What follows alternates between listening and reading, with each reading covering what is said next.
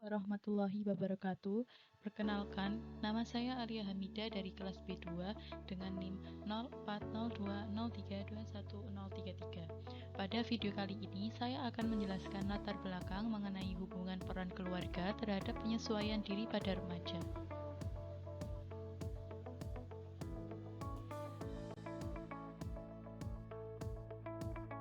Dalam judul ini, terdapat dua variabel, yaitu variabel bebas dan terikat. Variabel bebas yakni peran keluarga dan variabel terikat yakni penyesuaian diri. Yang didapat adalah bagaimana hubungan peran keluarga terhadap penyesuaian diri pada remaja, dan tujuannya yakni mengetahui hubungan peran keluarga terhadap penyesuaian diri pada remaja.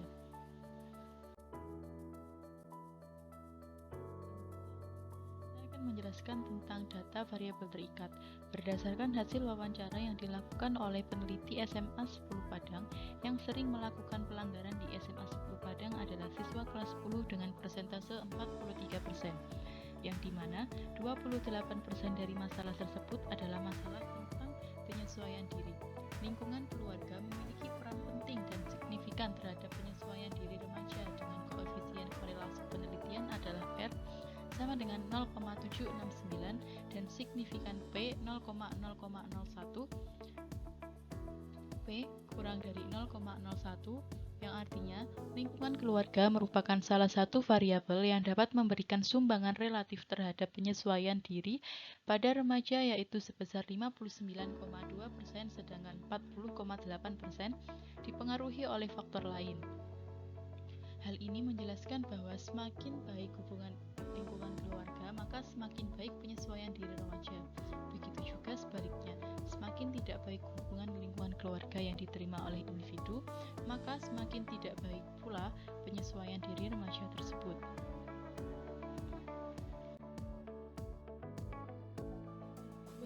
Merupakan definisi dari variabel terikat. Terdapat beberapa pengertian tentang penyesuaian diri. Yang pertama menurut W.A. Gerungan tahun 1996. Menurutnya, penyesuaian diri adalah mengubah pribadi sesuai dengan keadaan lingkungan, akan tetapi juga mengubah lingkungan sesuai dengan keadaan atau keinginan diri.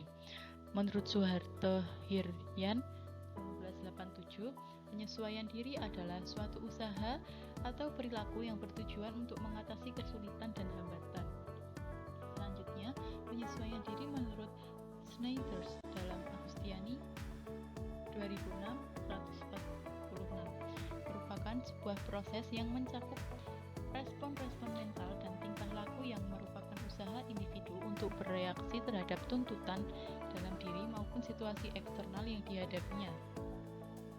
Kusuma dan Gusniarti menjelaskan apabila individu dapat menyesuaikan diri dengan lingkungannya, maka individu tersebut mampu menyesuaikan kebutuhan dirinya dengan tuntutan lingkungan di sekitarnya sehingga tidak merasa stres dalam dirinya.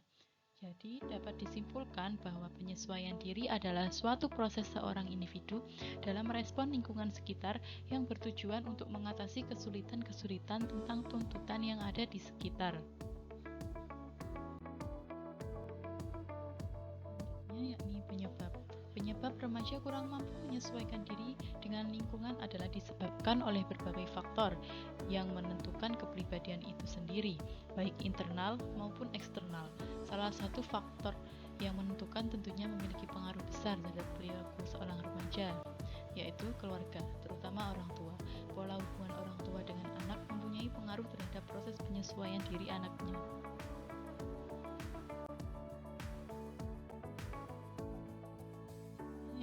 Yakni dampak. Apabila individu tidak mampu menyesuaikan diri, individu akan menderita dan tidak mampu mencapai kebahagiaan dalam hidupnya, baik dalam kehidupan keluarga, sekolah, pekerjaan, dan umumnya pada masyarakat. Tidak sedikit juga ditemui bahwa orang yang mengalami stres dan depresi disebabkan oleh kegagalan mereka untuk melakukan penyesuaian diri dengan kondisi yang penuh tekanan.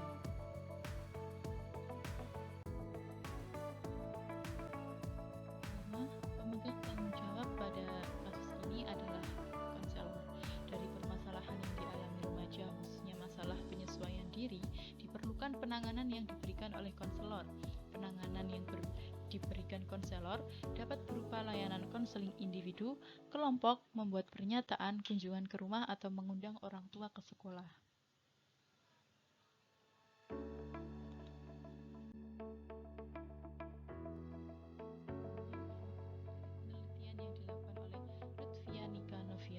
Hambatan yang dihadapi oleh konselor dalam menangani masalah penyesuaian diri siswa melalui konseling individu yaitu minimnya waktu pemberian bantuan yang diberikan oleh konselor pada jam sekolah, sehingga pemberian bantuan harus dilakukan di luar jam sekolah sesuai dengan kesepakatan yang telah dibuat.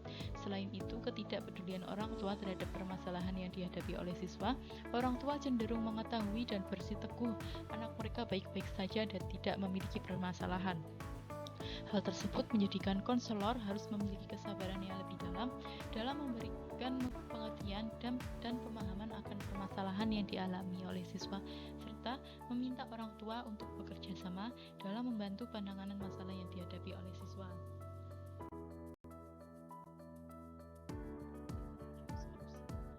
Upaya yang dilakukan oleh konselor dalam meningkatkan penyesuaian diri adalah layanan konseling kelompok. Pada layanan konseling kelompok adalah layanan konseling perorangan yang dilaksanakan dalam suasana berkelompok. Di sana ada konselor dan ada klien, yaitu para anggota kelompok yang minimal jumlahnya lebih dari 2 atau terdapat pengungkapan dan pemahaman masalah klien, penelusuran sebab timbul masalah, upaya pemecahan masalah, kegiatan evolusi dan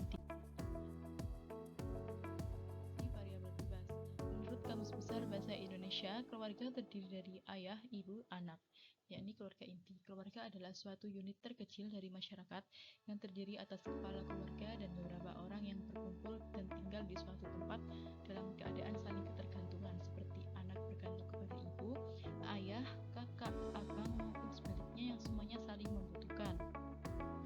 Yusuf menyatakan keluarga merupakan lingkungan pertama dan utama bagi anak, sehingga kedudukan keluarga dalam perkembangan psikologis anak sangatlah dominan. Lingkungan keluarga memberikan pengaruh besar terhadap perkembangan jiwa anak. Keluarga merupakan unit sosial terkecil yang memberikan fondasi primer bagi perkembangan anak. Sedangkan lingkungan sekitar memberikan perbedaan pada perkembangan anak. Maka dari itu, baik buruknya struktur keluarga dan masyarakat sekitar memberikan pengaruh terhadap pertumbuhan kepribadian anak. Merupakan tahap atau prinsip yang dilakukan oleh konselor dalam melakukan konseling kelompok. Dibagi dalam 4 tahap. Yang pertama, tahap pembentukan. Pembentukan kelompok merupakan tahap awal yang sangat berpengaruh dalam proses konseling kelompok selanjutnya. Dan yang kedua, tahap peralihan adalah terbebaskannya anggota dari perasaan atau sikap enggan, ragu, malu, atau sikap saling tidak percaya untuk memasuki tahap berikutnya. Makin mantapnya suasana kelompok dalam kebersamaan, makin mantapnya minat untuk ikut serta dalam kegiatan berkelompok. Yang ketiga, yakni tahap kegiatan, bertujuan membahas suatu masalah atau topik yang relevan dengan kehidupan anggota secara mendalam dan tuntas.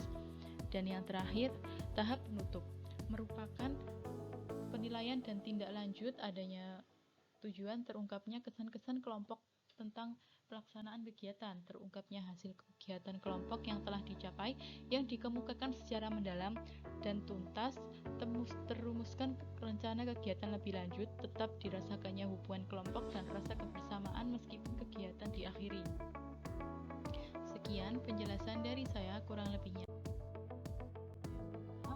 Wassalamualaikum warahmatullahi wabarakatuh.